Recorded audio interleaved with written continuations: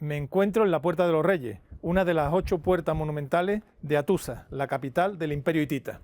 Si el Neolítico supuso la aparición de las primeras civilizaciones y de las primeras ciudades, no sería hasta la Edad del Bronce cuando se forjarían los primeros grandes imperios. Conocíamos bien algunos de ellos, los asirios, los babilonios, los egipcios. Sin embargo, el Imperio hitita permaneció durante muchos siglos sumido en el olvido. Queremos conocer a esta misteriosa civilización y para ello nos trasladamos hasta Hattusa, capital de su imperio.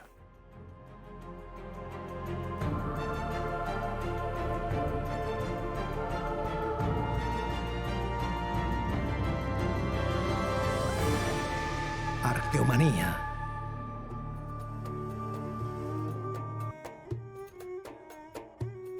Desde Hattusa, capital del misterioso Imperio hitita, comenzaremos nuestra búsqueda.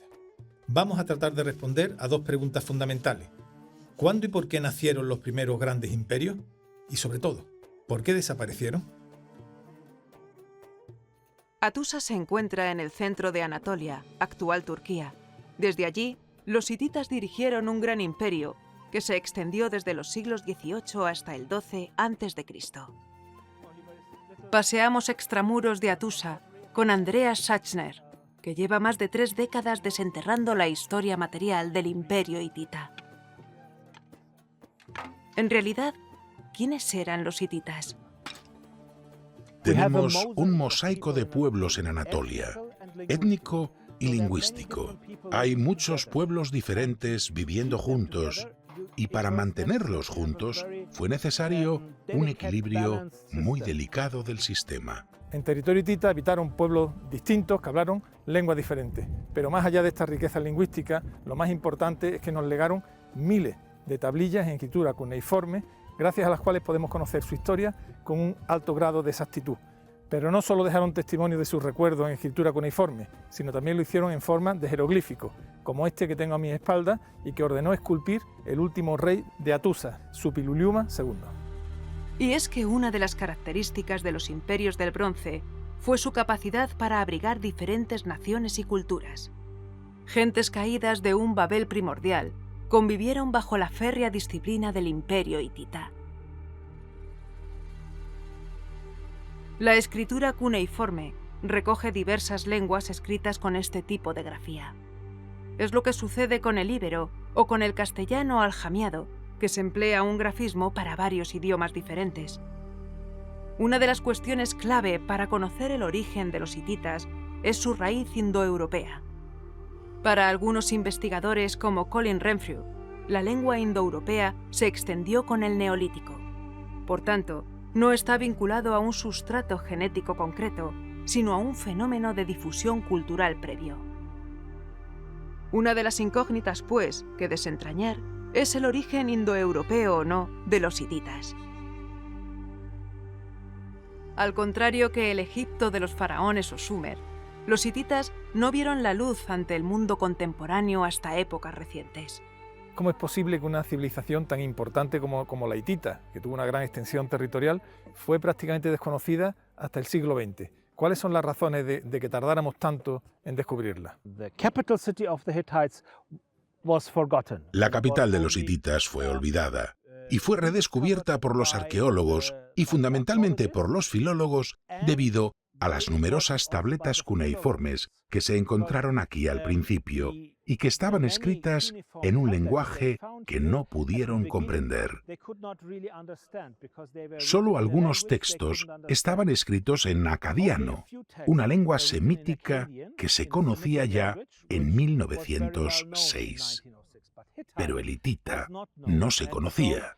Y fue en 1915 cuando un investigador checo, Dietrich Hosny, fue capaz de identificar el hitita como una lengua indoeuropea que venía de una familia de idiomas completamente diferente en comparación con el acadiano.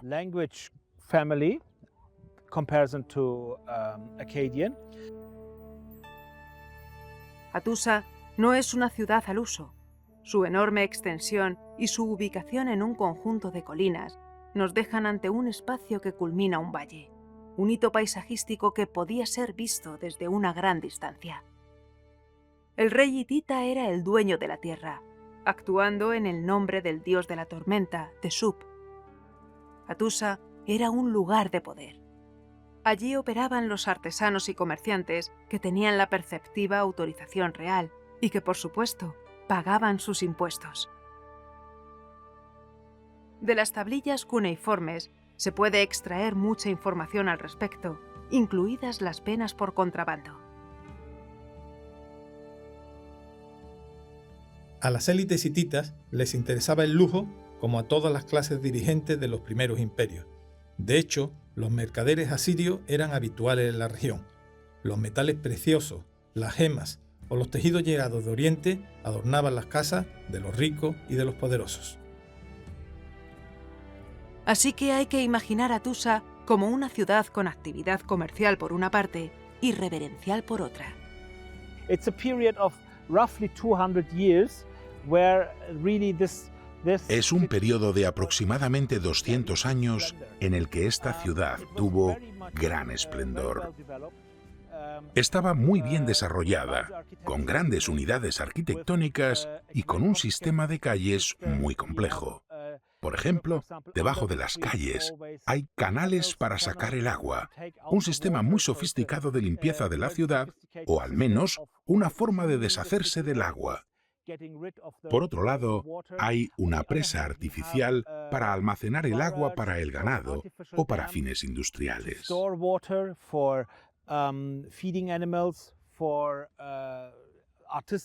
Es un paisaje muy complejo y ellos fueron capaces de modelarlo según sus necesidades. Hay partes de la ciudad que se pueden ver desde 20 kilómetros de distancia. Se puede ver la ciudad porque también tiene una gran extensión al campo. Los hititas, sociedad guerrera, logró también construir una cultura sofisticada. El registro material que contemplamos en sus yacimientos y en los museos turcos no deja lugar a la duda. Dominaron con maestría los metales y la cerámica. ¿Y qué decir de su arquitectura? We know the Hittites as military people because that is what we Conocemos a los hititas como gente militar, porque es lo que hemos leído en sus textos, y también lo que leemos en los textos de otras poblaciones que han sido derrotadas por los hititas. Sin embargo, no son ni más ni menos salvajes que el resto de países en su época. Sabemos, por los ejemplos de arte hitita que tenemos en los museos, que su arte no estaba tan desarrollado como en Mesopotamia. No era tan sofisticado como en Mesopotamia o Egipto, pero podemos ver claramente que tuvieron habilidades artísticas muy desarrolladas, especialmente en su arquitectura. El mejor ejemplo es cuando vemos el gran templo aquí en Atusa, o las puertas, la puerta del rey o la puerta de los leones. Ahí podemos ver especialmente cómo cómo expresaban el poder de su civilización a través de la arquitectura.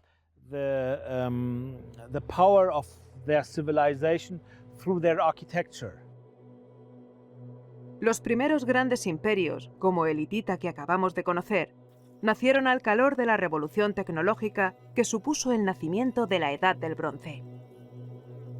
Al final del Neolítico, la humanidad comenzó a emplear metales para dar nacimiento a la Edad del Cobre o Calcolítico, tras la que se iniciaría la Edad del Bronce, después de más de un milenio de avances metalúrgicos y sociales.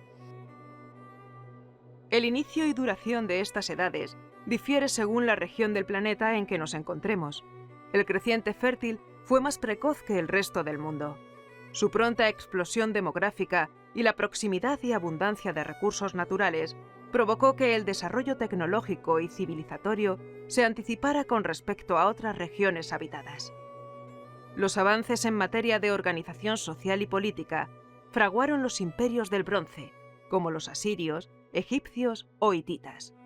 La riqueza, el comercio internacional y las leyes escritas posibilitaron los gobiernos sobre extensas regiones. El bronce es una aleación de cobre.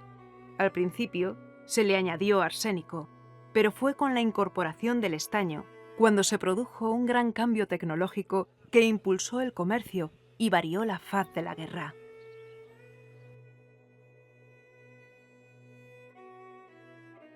Y mientras en el creciente fértil se extendían los grandes imperios, ¿cómo fue el paso desde la edad del cobre a la del bronce en la península? Conozcamos algunos yacimientos del bronce español para comprender esta transición. El Castellón Alto de Galera es un yacimiento de la Edad del Bronce situado al nordeste de la provincia de Granada. A su lado hay un yacimiento ibérico, el famoso Tutuji. Es un yacimiento argárico del Bronce pleno. Destaca por su cultura funeraria. Su momia es célebre.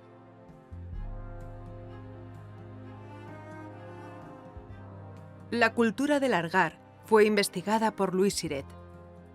Su extensión se correspondía con el sureste peninsular, ocupando territorio de las actuales provincias de Murcia, Almería, Jaén, Albacete, Granada y Málaga.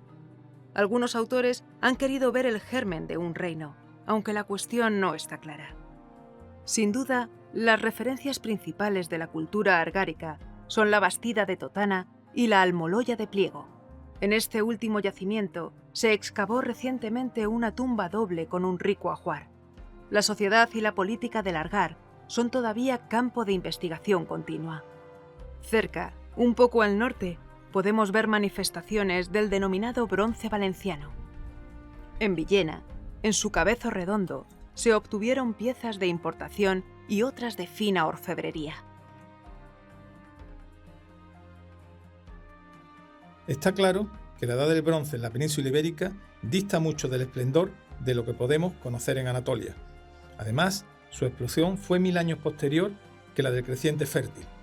Cuando se inició la edad del bronce en Anatolia, en la península ibérica estábamos en plena edad del cobre, en el comienzo de Valencina de la Concepción o Los Millares y con la aparición, algo después, del vaso campaniforme en el estuario del Tajo.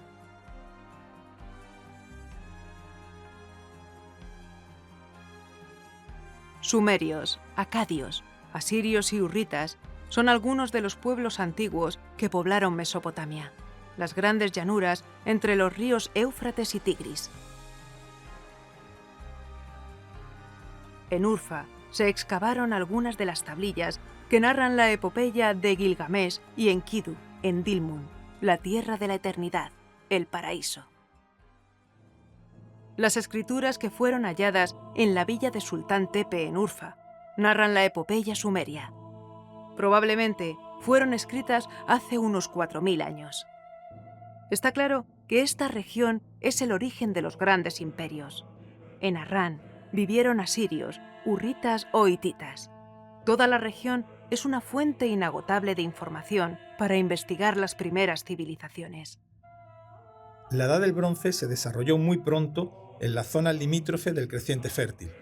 Viajamos hasta Jaraisín, en la actual Jordania, para conocer el extraordinario yacimiento de Jebel Mutawaj, del bronce pleno, de la mano de su excavador, el profesor Juan Muñiz.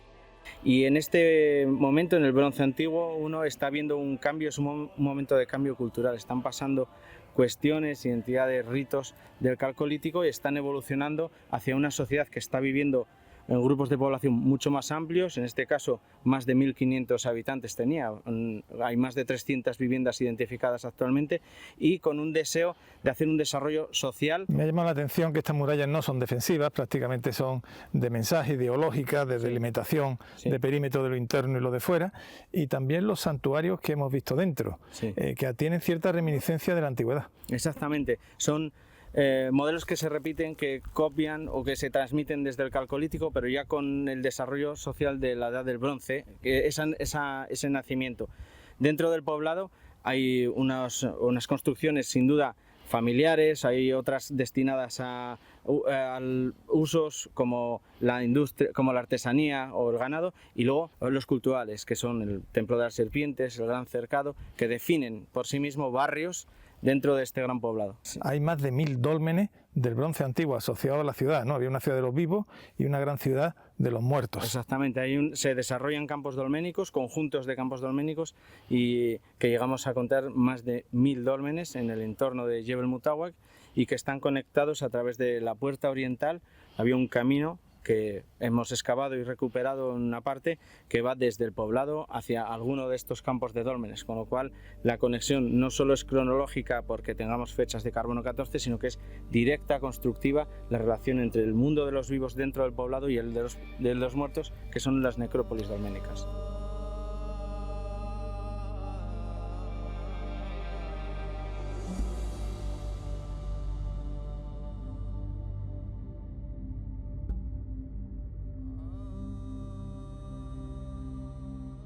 Uno de los fenómenos que más han marcado la historia de la humanidad es la aparición de la esclavitud.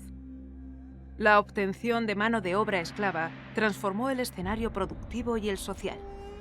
Los grandes poderes pudieron aprovechar su ventaja para construir los grandes imperios. Las victorias en el campo de batalla no solo traían gloria a los generales victoriosos, también incluían la mercancía más valiosa de la historia, los seres humanos. En una sociedad con un sistema de valores completamente alejado del actual, la esclavitud se convirtió en un motor. Según algunos autores como Henrik H. Klein, la Edad del Bronce fue un primer mundo globalizado que incluía el Oriente Medio, Egipto y el Egeo, incluso territorios de la Ruta de la Seda. Ese mundo de imperios que guerreaban, que comerciaban, que se asociaban con tratados y con matrimonios, fue posible gracias a la mejora de las comunicaciones, tanto terrestres como marítimas. Es muy probable que Egipto dominara los mares. Su tecnología náutica, desarrollada en el Nilo durante milenios, le sirvió para implantar una serie de rutas marítimas regionales. Eso le quitaba presión para controlar Palestina.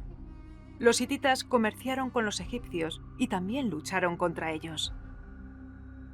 El mar es el factor clave para comprender la globalización de la Edad del Bronce, un elemento insoslayable en la creación y caída de los imperios del bronce. El barco de Uluburun, datado en el 1300 a.C., demuestra el comercio entre los puertos del Levante y el Egeo. En sus bodegas había 1 tonelada de estaño y 10 de cobre, la base del bronce. El barco, similar a este, transportaba en sus bodegas otros materiales de prestigio de al menos 7 zonas diferentes. En la península de Anatolia existían abundantes minas de cobre, pero no de estaño. ¿De dónde procedía este estaño? Siempre se pensó que venía desde Asiria, pero recientes investigaciones han demostrado que gran parte procedía del Atlántico. Quiere decir que esta ruta del estaño pasó por las orillas de la península ibérica. El comercio de Asia Menor y Egipto se podía canalizar en gran parte por el Mediterráneo oriental, permitiendo así el contacto entre mundos distantes. El registro arqueológico confirma estos contactos. No se trata de un episodio aislado, sino de siglos de intercambios.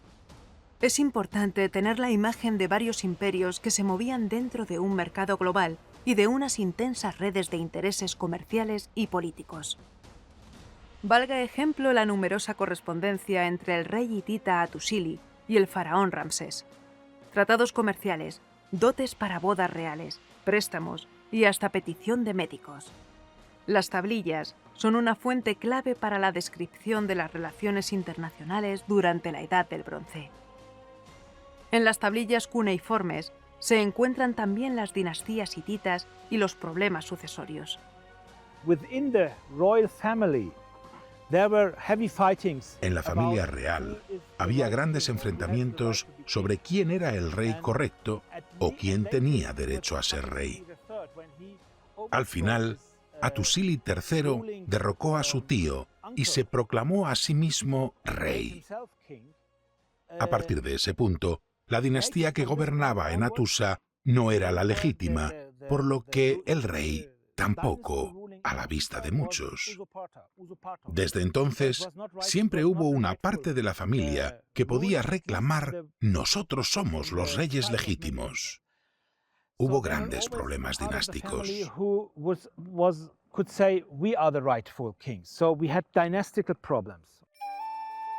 Los hititas se extendieron desde el Mar Negro hasta Palestina, adentrándose por el creciente fértil. Tuvieron contactos estrechos con Egipto, situado a más de 2000 kilómetros de Hattusa. Hattusa fue su capital, pero existen otros yacimientos como Al-Sauyuk.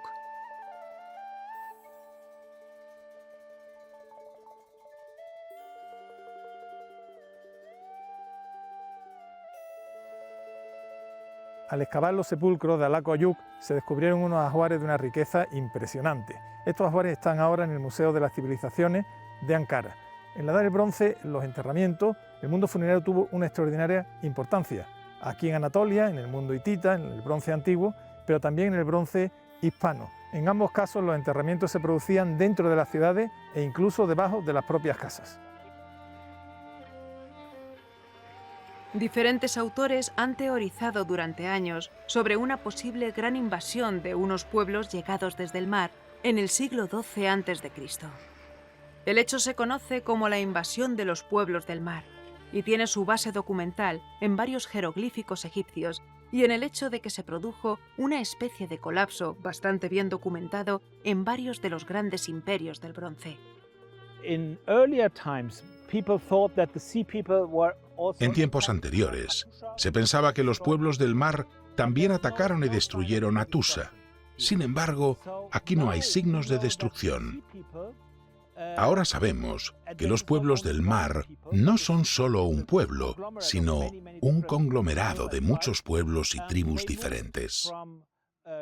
Se desplazaron desde Grecia y el Mediterráneo central, el sur de Italia y Sicilia, hacia el este del Mediterráneo. Hay movimiento. Es lo que podemos ver en la cerámica de allí. Y este movimiento destruyó las ciudades portuarias a lo largo de la costa sur de Anatolia y Siria.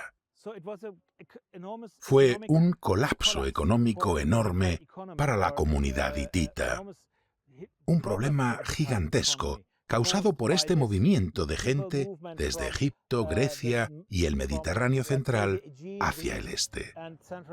Los hititas intentaron luchar contra este desarrollo e intentaron superar esta situación en varios momentos históricos, algunos de ellos con huella arqueológica. Sin embargo, finalmente, todos los diferentes componentes se unieron en cierto punto y los hititas colapsaron. El frágil sistema aquí en Anatolia Central fracasó. Cada vez hay más autores que defienden que la guerra de Troya fue el enfrentamiento entre los griegos micénicos y los hititas de Atusa. Quizá su codificación como leyenda, como mito mediterráneo, encierre una realidad histórica. Y tal vez esa realidad no sea otra que el final de los imperios del bronce y el comienzo de otra era. La Edad del Bronce fue un anticipo de organización mundial con una base militar y comercial. Su meridiano atravesó Anatolia, Egipto o Irán. En la península ibérica tuvimos expresiones brillantes. El Argar o las estelas de Guerrero son buena muestra de ello.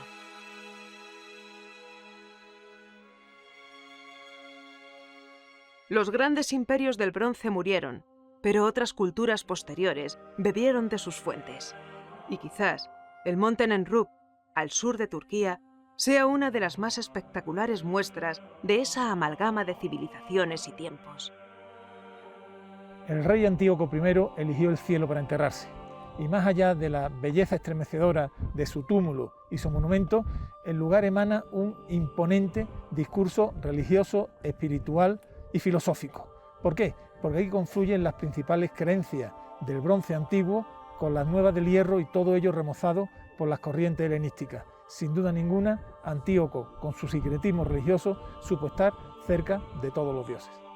El ocaso en el monte Nenrut es uno de los más bellos de la tierra.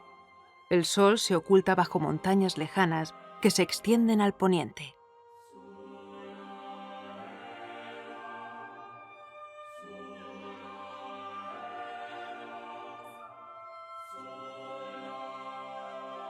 Esta enorme tumba, monumental como las grandes pirámides egipcias, es interesante más allá de su propia plástica, de su puesta en escena apabullante. A primera vista, podría parecer una demostración de la soberbia del poder. Pero ¿y si se tratara de una ofrenda de fe? Antíoco I, rey de Comagene, encarnaba el conocimiento esencial de los imperios antiguos. Hijo de Mitríades y de Laodice, fue un iniciado gnóstico. Su cosmovisión estaba impregnada por su mitad armenia y por su mitad griega. Por tantos y tantos siglos, por tantos y tantos dioses. Ninguno de los grandes panteones de la antigüedad le era ajeno. Por eso decidió construir esta tumba, que es un poema colosal bajo el cielo de los montes Tauro, en la orilla de Mesopotamia. Su última morada continúa oculta bajo la montaña.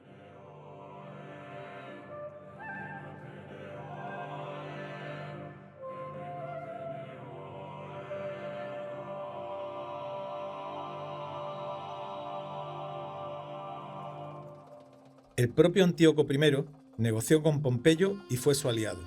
Durante un tiempo mantuvo independencia de Roma, pero la hora del nuevo poder había llegado. En el año 17 de nuestra era, Tiberio anexionó finalmente Comagene al Imperio Romano.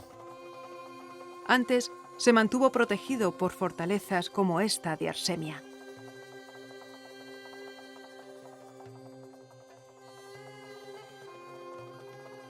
En un risco superior quedan los vestigios de lo que pudo ser un templo o un palacio. A escasos metros se puede leer, en la entrada de la tumba de Mitríades, el texto griego grabado en piedra más grande de Anatolia. Al lado se compara al rey con Hércules, representándolo un poco más grande que el héroe.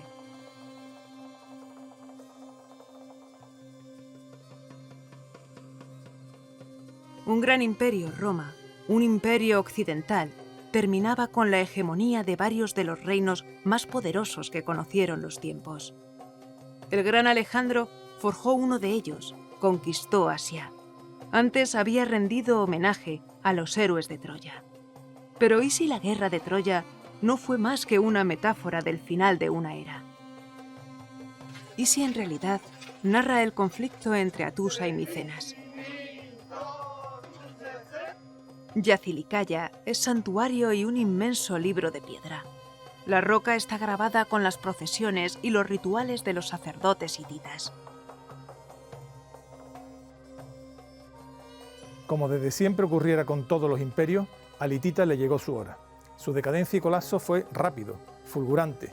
La otra hora esplendorosa Atusa y sus templos magníficos quedaron convertidos en campos de melancolía y abandono. Una gruesa capa de olvido cubrió su recuerdo hasta que más de 1000 años después la arqueología rescató su memoria. Así, gracias a la tarea de los arqueólogos, se hizo justicia y hoy sabemos que el hitita fue uno de los grandes imperios de la Edad del Bronce, injustamente olvidado durante siglos.